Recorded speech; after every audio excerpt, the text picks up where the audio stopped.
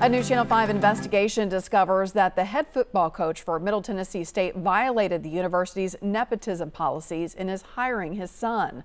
Still, school officials defend the hire, essentially telling our chief investigative reporter, Phil Williams, nepotism is nothing new in college coaching. First of all, obviously this is a unique situation. What you are watching is a Zoom job interview. All you guys have known me since I was a little kid. With an unusual twist. A father, why should I hire you?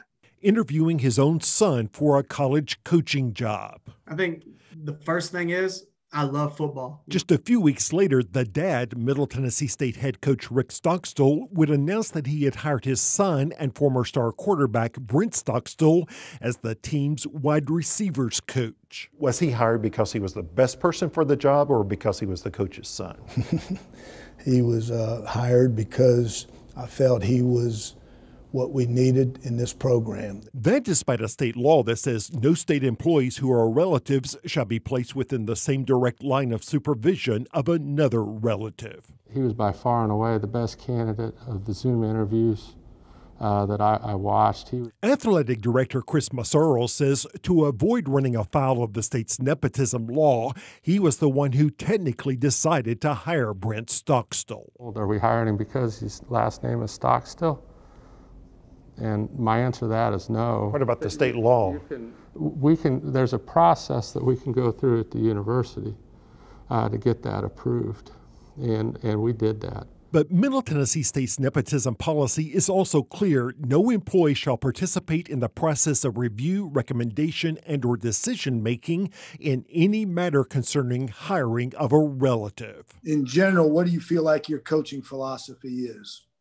In fact, the video shows this job interview was clearly the father's show, none of the other coaches. If anybody, you got any questions for Brent or anything? Everything's great. Had any questions for the boss's son. Who does he report to? Chris Massaro. Is Mr. Massaro out on the athletic field supervising your son? He will. He can be, yes, sir.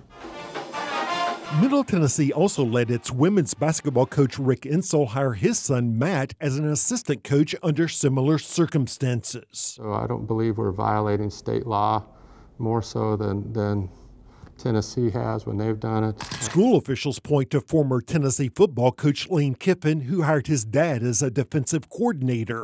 Women's basketball coach Kelly Harper, whose husband is one of her assistants. There's also the UT volleyball coach and her assistant coach husband, as well as husband and wife softball coaches. There's a real concern generally around restricting the pool that you look to when you're looking for a hire. And nepotism is about as restricted as you can get. Law professor Jeremy Duru wrote the book Advancing the Ball, focusing on how African Americans have struggled to break into the coaching ranks of the NFL. End zone, caught, touchdown.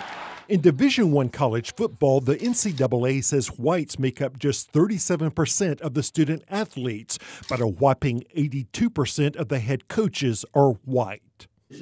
One thing that we often lose sight of is that when you hire people who are similar to you, the more similar they are to you, the greater the extent to which they have the same blind spot. Me being 26 years old and have played with a lot of these guys. Brent Stockstill got the job with no real on-the-field coaching experience of his own. And it's disingenuous to say him being my son has nothing to do with it. Former Middle Tennessee offensive coordinator Tony Franklin coached the younger Stockstill and believes he'll be a great coach someday. But he also rejects the notion that there was no one more capable of doing the job than the coach's son. And I know so many small college coaches that are phenomenal that can't get into Division I. And they ask me all the time, how do I do it? I said, well, the best way is your father to be the coach. Then you can get in. I said, otherwise, good luck. I'm good. I appreciate the opportunity. Okay, bud. In the end, Middle Tennessee compliance officials concluded that the hiring of Brent Stockstill was a conflict of interest, but they also concluded that conflict could be, quote, mitigated. In this case, the head coach is barred from giving any direct orders to the one assistant coach who is his son. At least that's the way it's supposed to work on paper.